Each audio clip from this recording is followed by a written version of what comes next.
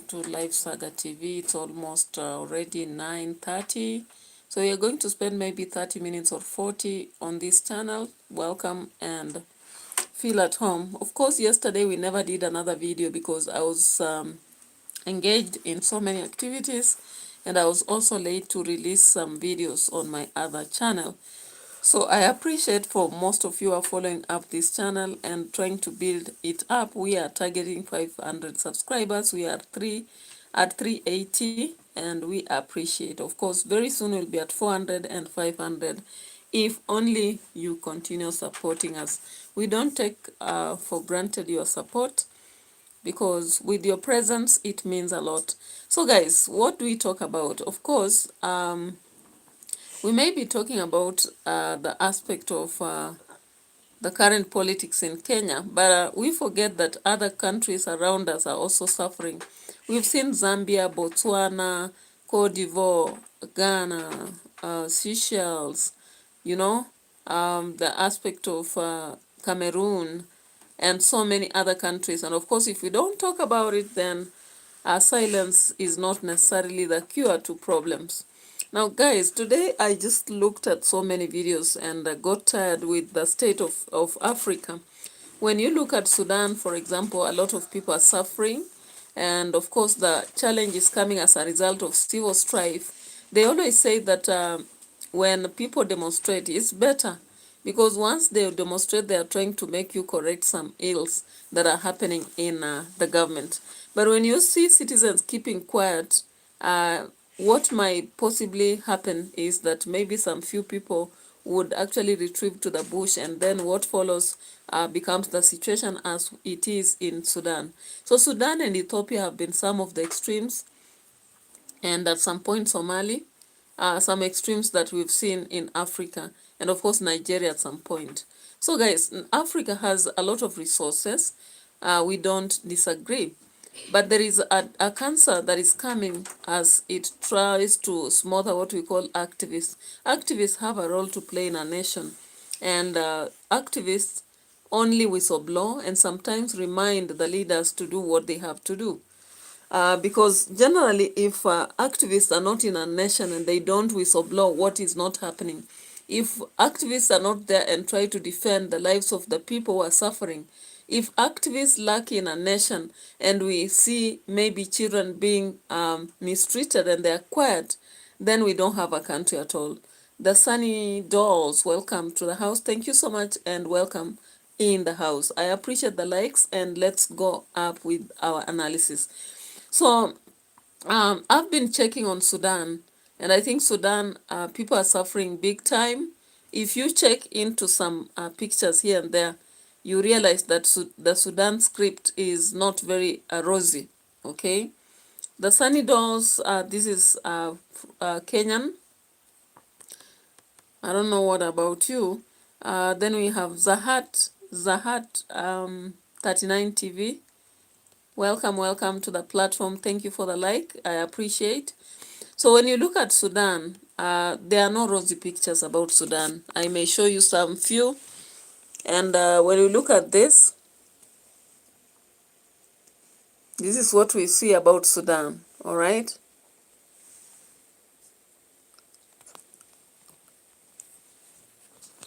Yeah, those are the few pictures we see about Sudan. Sunny Dolls is from India. Thank you so much. I have a lot of following from India. Namaste. Thank you so much. Welcome in the house. So Sudan has faced a lot of civil strife since 1990s, of course. And that is the time of Gaddafi. Not Gaddafi, what am I saying? So we've had a lot of retrievals and challenges in Sudan. So when we look at the current situation that again erupted in 2023 with the Sudanese armed forces and rapid support forces coming out with chaos, we see a lot of problems. And you can see some pictures that I've just shown to you. A lot of smoke and people are trying to escape, others in refugee camps. It's a very sad situation. All right. And therefore, many cities have been under besiege, communication services broken, and such things have have brought about hunger, diseases, and collapse of public services. Now, when you look at the children, are the most the highest population that is suffering, of course, is children and women. And as we always know, in war situation, look at these pictures, guys. So when you look at these pictures, when you see the children here, they seem to be struggling even to have what to eat. So sometimes parents have to skip meals so that their children can have what to eat. And you realize that Sudan has the worst problem in terms of health, you know, like they can't handle the health because a lot of diseases are emerging. Malaria, you know, when people sleep in tents instead of homes, malaria is prone to happen, cholera, typhoid, and such illnesses. Sanidol says, this is the best live I am seeing after a long time, sharing knowledge about situations. Thank you so much. Always come around, and of course also check us on Edutainment for us. What I share is situations from different countries and nations. Yeah, so um, we have displacement on borders. When you come to Sudan, people have been displaced, they have lost homes, community, and jobs. So even though there are assistance or aids that are coming from abroad, it's not enough, it's insufficient, okay? And access is blocked because there are fights going on. So when fights are going on, bombs are falling, and all that, the shooting, it's impossible to actually get to have people reaching those individuals who need help. So we have a lot of people who are now homeless, students who are not going to school, routine vaccines are not also happening, and with diseases such as malaria, measles, and cholera, there's a serious problem in Sudan, actually. And I may show you just another picture recently. The voices of the people, these are some of the pictures that are displayed online. Look at that. Those are people in refugee camps, some others trying to migrate to different regions. And it is not that rosy. It's not that rosy in Sudan. And currently, no one is talking about it. Very few people are addressing the aspect of Sudan. People are just talking about rosy issues, parties, weddings, and forgetting that humanity, many people are suffering out there. So we have people who have been trapped because of the besieged cities, and some are staying in camps, children dying of hunger, and different diseases that I've mentioned earlier. Also now with that, some students are not going to school. Schools have been closed because of fights. Education is lost. Also, people cannot go to work. I've read some books from Sudan anciently, not the current one. Books written by Leila, and we have a book known as Bush to Bush. There is another book known as I Shall Walk Alone. So when you look at those books, whatever they share, it's actually their autobiographies written by Sudanese people. The reality of war is that people lose their jobs. You will leave your job and you'll never come back. You will leave your home, you'll never come back. You will never meet your family again. You don't know whether they are alive or they died. So everything vanishes, even the future, because you don't have hope anymore. You despair, you know, and all they have is wishing that this thing would never have happened. So drone strikes and raids and shelling is all that is occurring in Sudan. So many individuals wish that Sudan should regain its situation so that they are better off. I know many people don't like watching such stories. They want you to bring rosy gossip that is just cheating about situations. But it's unfortunate because Sudanese people now require food, require health, safety, education, work, and a better future. So showing you the last pictures of Sudan, people are submerged in water, walking, trying to cross with their luggage to another end. AMREF is there offering help, but it's not enough. And people also carrying their luggage, just the few things that they are supposed to have. So the aid funding is massively short. As you can see, look at that picture. You can see serious situations here. Now, the message from the Sudanese people, I actually received one person who came to my channel and told me, please talk about Sudan. And therefore, I decided that I have to commit some moment to talk about Sudan. And I think I've committed almost 10 minutes to focus on Sudan. When you look at such a situation as a human being, it's not rosy. Anyway, let's move away from Sudan and now talk about situations of Kenya, for example. Kenya, there is hot politics, but this hot politics looks like fake in my eyes. We have people are giving real information, of course, hinting about what is happening in government. We saw JB Muturi the other day revealing a lot that is happening in government and telling us that there is no order. He says that we have things that go on in government and we may be believing that it's good or it's rosy for us, but the reality is that most things that go about in the government, they are not necessarily good for the citizens. And how I wish that people should buy that book massively to get informed. I like having the right information and understanding what's going on. And I'm so appreciative that JB wrote this book. I think this is one of the books when you buy, you'll be so much informed. And me, particularly given that I love politics, I'm going to make an order of that book. Now, J.P. Muturi was asked to go to a studio, and during interview, he revealed a lot of information. I don't know whether you've heard or listened to it. I just want to bring a little information about that, but you may have time to check more on this. So let me bring around J.B. Muturi, and I want you to listen partly to what he's sharing, and let's see. Vitu kama ni genuine, lakini kumbe mule ndani political deals. Unajua katika serikali yoyote kuna mambo mengi huwa wananchi huwa hawajui na hata hajumuishwi katika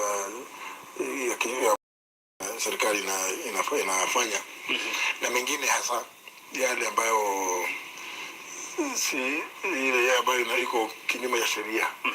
Hiyo mara nyingi sana huwa haijulikani mpaka wakati jambo linatokea. Mwisho wakati hasa mkaguzi wa vitabu vya serikali, Auditor General, anapokuja kugundua la kuna jambo lilifanyika, kitu kilitendeka pale, hayo yote huwa yanafichwa, yanakuja kupatikana nyumaye. All right. So according to Justin Muturi, what he's saying is that most times when governments are doing things, they hide so much that sometimes they give a rosy picture of things and citizens will be so excited, or maybe the whistleblower, we call them propagandists. You know, every government has propagandists, by the way. We have those people who sell propaganda, make the government look like it's rosy, it's doing all good. People like Chergey, I really believe that whistleblowers, when you talk about Chergey, Kimani Chungwa, talk about Cheruiyot, talk about Farouk, talk about Sudi, all these are the government, propagandists who make things look like they are so rosy. Even when people are tired, they make situation look like they are good. There are even those who hire people like you. So the rally that was being conducted in Nairobi yesterday, was it yesterday, by this guy, Gashagwa. You saw some people strategically recording themselves at some point and Gashagwa says, mnasema huyu ni wa two term ama huyu ni mnasema Kasongo ni wanasema two term, just because they have been planted as propagandists to prove to the world that this guy is not popular, because they have seen that so many people go to these rallies and listen so much. It's not possible that in Kayole, actually, I know Kayole people are hustlers. What are you telling me? When you come to Kayole, people are hustling, struggling. Literally, life is not easy, those are real hustlers. People who don't know whether rent will be paid or not, they don't know whether they'll eat or not, and even if they are selling, they don't know whether the goods will be bought or not. Jala Hosa, hello, welcome in the house. Thank you so much for coming up, and I appreciate your presence. Yeah. So when you see a situation such as what happened in Nairobi, and I will be showing you a video just briefly. I'm today just cutting things shortly, and then we will be done. We are into 15 minutes, left with about 15 to 20 minutes, and we will be done. So let's look at that rally. And I want to show you what happened there.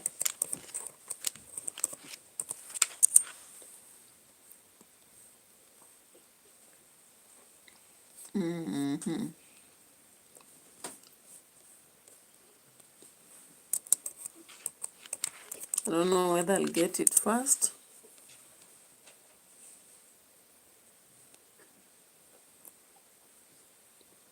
My name is Liwel Ndegwandirango. We are based in Nakuru town. Our production is basically on...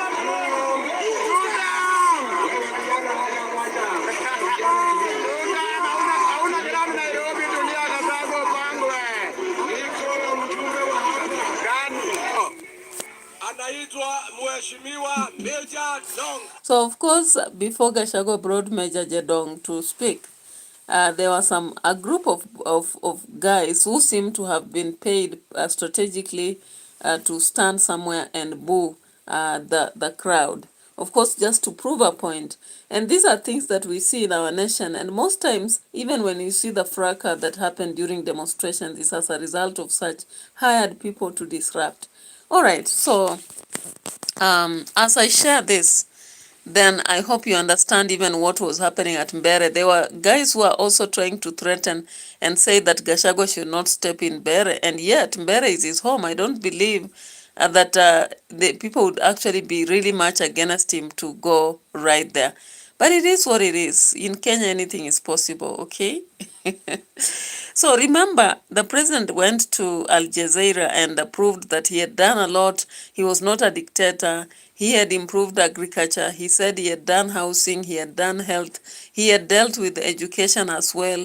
He had even offered hubs in ICT. He has hired a lot of people. He said he has hired almost 100,000 teachers. He said he had improved the economy of Kenya such that bonds and stocks had gone high, the dollar had gone high. That's exactly what he said.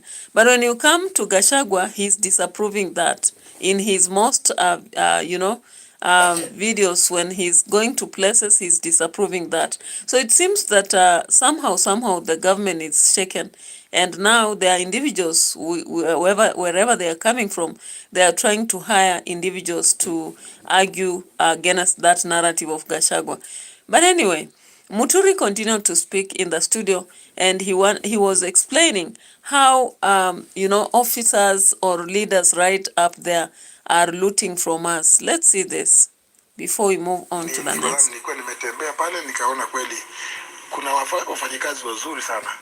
Watu wamesoma vizuri. Lakini environment pale wanafanyia kazi. Environment ilikuwa duni sana. Kwa hivyo nikaona mimi wacha nifanye hivi kwanza. Wacha niangalie hapa kwangu. Kwa sababu $1 million. Nikamwambia hata kama ni grant, lazima ipitie National Consolidated Fund through the National Treasury. Lakini anakataa. Ndio alikuwa ananiambia niweke ni sign kule, nikakataa. So sasa kama unamkataza pesa kama hiyo, unakuwa incompetent. Kweli sio, naona lazima utakuwa incompetent. Kwa sababu Ruto has never said which is one piece of advice that I gave that was incompetent.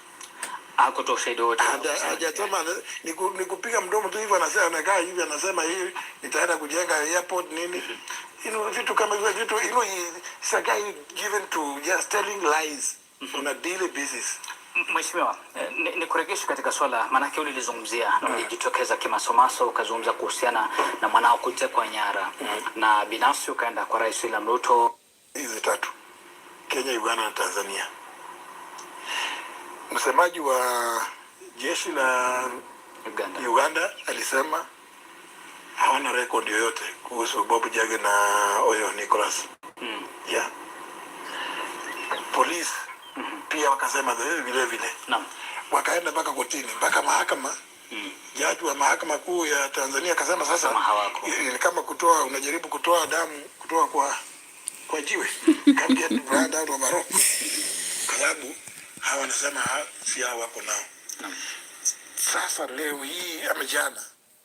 This holiday season, turn your home into a world of fun and adventure with StarTimes. All right, so when you look at those politics, then you go to the borders, of course, Tanzania. Currently, Nifa, a popular influencer on TikTok, has been trending. And we saw today a lot of people going to her mall and buying masks massively to communicate to the government that whatever they did to her was wrong. So this lady was just dancing to a challenge, nywi nywi nywi Tanzania. The Samia, Mama Samia amesema nywi nywi nywi, hakuna nywi nywi nywi. So she was dancing to that challenge. And it happened that she was arrested. And apart from that, she had been selling what we call the tear gas free masks. So after people buying it, they actually indicated that she was preparing people for demonstration, and that she was charged for treason even without going to court. Her mother was wailing and urging Suluhu to let her go, and said that she's just a naughty lady, but she's almost good and loves Samia. Unfortunately, Samia has not listened to anybody. So the citizens of Tanzania today decided to go to Nifa's mall and buy massively those masks fully. And when some of them were talking to the press, they indicated they were, it was just symbolic. They were trying to say they are gaining their freedom through those masks. Whatever will come out of this, we don't know. Because of course, Mama Samia has decided of late to want to collaborate with the opposition. However, when we see this aspect of leader messing up people, killing them, abducting, messing big time, then now coming up to talk to opposition, what we see is a failed system, a dysfunctional system or unfunctioning system. And that is what we ever saw in Kenya at some point during demonstrations. And even the reason why Baba was being blamed so much is because they were saying he was riding on the blood of young people in Kenya who had died, and then now he takes it and has a handshake. Now, I don't know what Tanzania is going into as an agreement, or whether the opposition will agree on which opposition, because the strong opposition was kicked away. And therefore, I don't think they have room to negotiate. I don't think so. And of course, up to now, Tundu Lissu is still in, also on charges of treason. And we also saw Heche being held as the vice chair of Chidalema. So whatever is going to happen, we are not so sure, but Tanzania has been a very dark end. And of course, it's just a warning to Kenyans that sometimes if you look at what happened to Bob Njagi and Nicholas Olo, to an extent that they did not have a way to be rescued that fast. 39 days, and from what Museveni says while smiling, they were put in a fridge, they were tortured.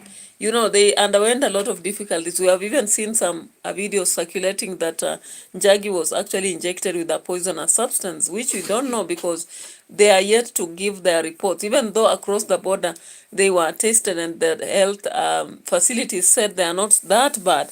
But how true is this? We cannot tell until maybe they come out and speak and also have their own doctors, because the doctors of a dictatorial system will never tell you the truth. And of course, you know very well that Uganda is a dictatorial military government, while Tanzania is a failed nation, which is dysfunctional totally. And then now come to Kenya, it becomes a traitor.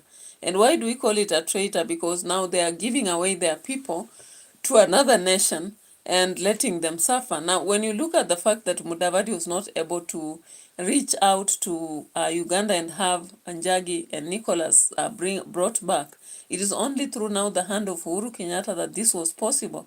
We realize that we have a traitor as a country.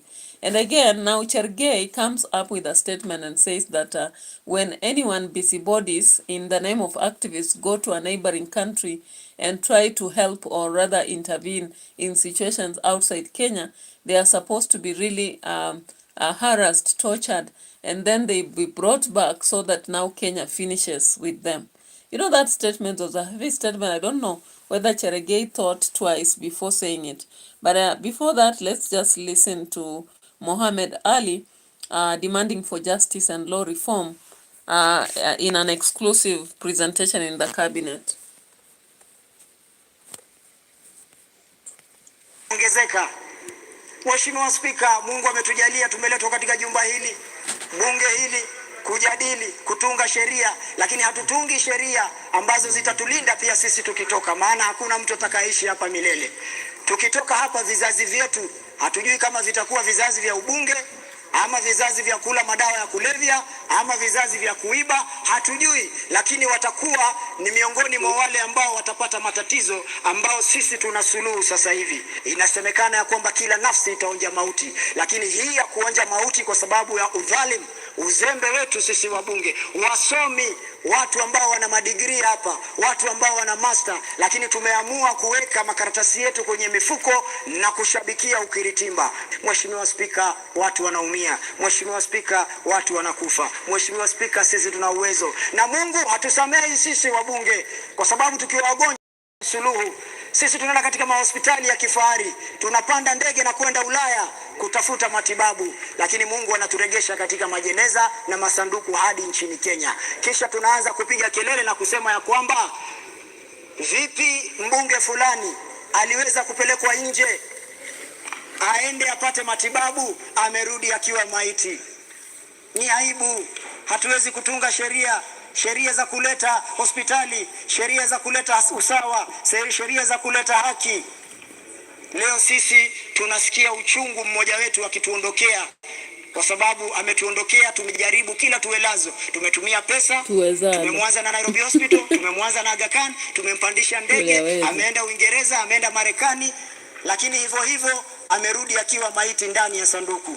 Mheshimiwa Spika, yule mama anayeuza mboga kule Kaloleni Giriama, yule mama ambaye anauza viazi kule Nyeri, yule mzee ambaye anakaa kule mashinani Turkana Pokot, Mheshimiwa Spika, nani anampeleka katika hizi hospitali? Nani anamkatia nauli ya kupanda ndege na kwenda Ulaya? Mheshimiwa Spika, hakuna atakayefanya hiyo. Mheshimiwa Spika, kuhakikisha kwamba watu hawa hawatapata haya matatizo. Mheshimiwa Spika, ni sisi wabunge wote kwa kauli moja tukubaliane ya kwamba muhimu zaidi, hii ni ya Wakenya 80% ambao hawana huduma za afya. Leo Kenya miaka 55 mama anajifungua ndani ya nyumba.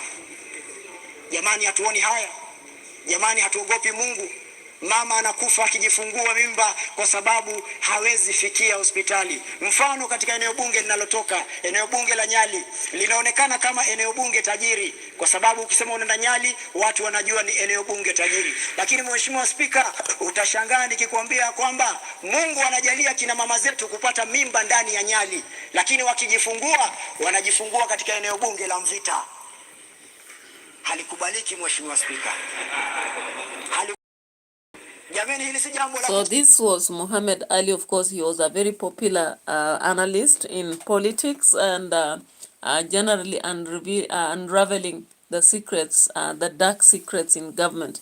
Now he's an MP of Nyali, and he's talking very fluent Kiswahili, showing how much the government should be awake to serve the people, and especially through the MPs and representation at different levels.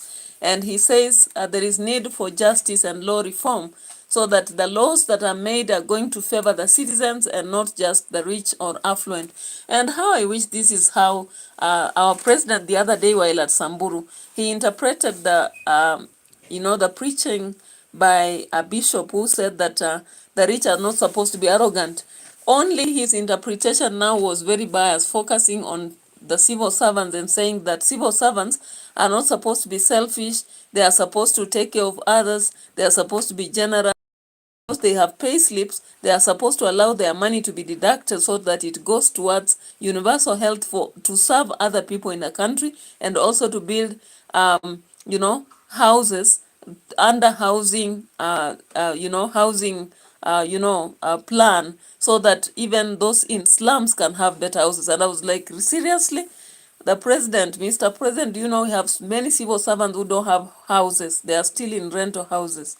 So when you that we really have pay slips, and therefore we are wealthy and we are blessed, and therefore we should generally help others. When you people, you pocket 100,000, 100 millions, not thousands, you have all that money, you can generally give those poor people, and also do the housing even without the deducting on anyone's salary.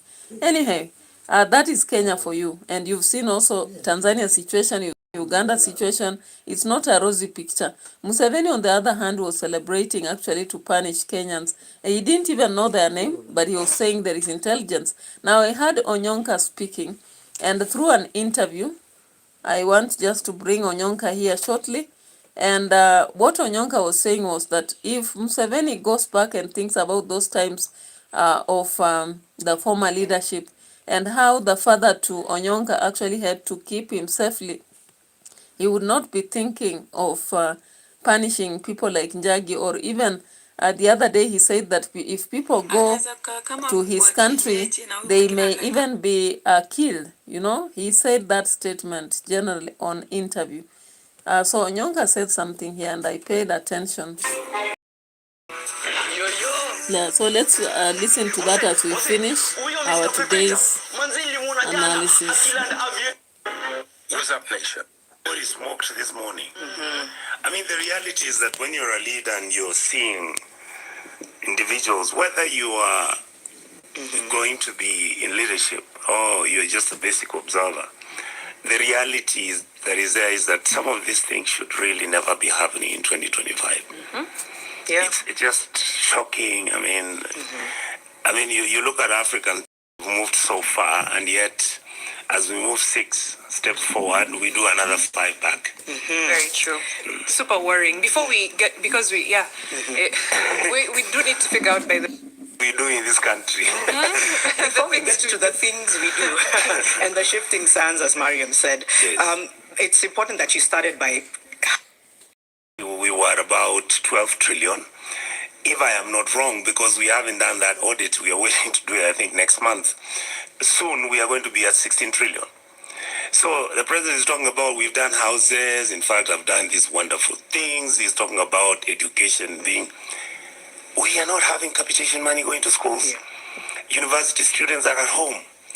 He's talking about fixing the healthcare system, which is, yes, you go and some patients will tell you, oh, I used SHA and it paid. But the reality is we know that it's certain health facilities that are just being paid because those are the health facilities that are giving kickbacks to the national government officials who work in the Ministry of Health and the ones running. We know that SHA is being run from Nairobi West Hospital. Why? Because the owner of Nairobi West Hospital is the one who has the software that is running the financial platform for SHA. I mean, we know that we have lost, in terms of corruption, money which is being stolen from CDF, money. Why is the World Bank saying they are changing the conditionalities? We are constantly misbehaving. And our reality for us in the opposition is very simple. When Gerard Gay is busy screaming at us, telling us how civil society people should be finured, and in fact after that brought here so that they can be finured again, it simply means that Gerard Gay is either in another world, he has never understood where this country has come from. They were busy crying and screaming and shedding crocodile tears how Raila was a great guy. The same things that Raila was fighting about, even with his contradictions, are the ones now they are saying, hallelujah, hallelujah. So where people like me are, I'm like, I don't know what happened to us. And if you look at the whole spectrum, look at it. People are saying more than 20,000 Tanzanians have been killed out of what happened the other day from the elections, which were never elections. President Museveni comes up and says, oh, you know what, we picked up those little rabbits. And by the way, I say this with a lot of humility because Museveni is a person. The question I want to ask the Ugandan president is this. In 1978, he walked into my home in Kisii. By that time, I mean, my father was a minister in government. Museveni needed to be kept and hidden away from Obote's people. He brought his Ugandan people who were teachers in a school that my father owned, who were his intelligence officers. And if all of them had been killed, what would happen if my father had handed over Museveni to Obote? Because at that time, it was the best thing to do. And yet, in reality, I'm a bit relieved that he didn't kill the two gentlemen who were arrested. So we are talking about Africa and Africans, especially East Africans. All of a sudden, we've just become something else that I personally never thought would happen again. Right. There are so many things you've said. Yeah, so of course from what Senator Onyonka has shared, it's very clear that we don't really have to kill. You know, even most times they normally say even rogues change into better people. And that is why even death sentence actually was reduced to capital sentence. I don't know whether people think about these things or they just say it because it's somebody else you're talking about. You know, I listened to Museveni yesterday say that these young people were not killed, but if during election, people also invade and come, and just as it happened, there were some who were killed the other time. And they will be treated very badly. And I was like, what is happening? But anyway, that is the drama of Kenya, Uganda, and Tanzania.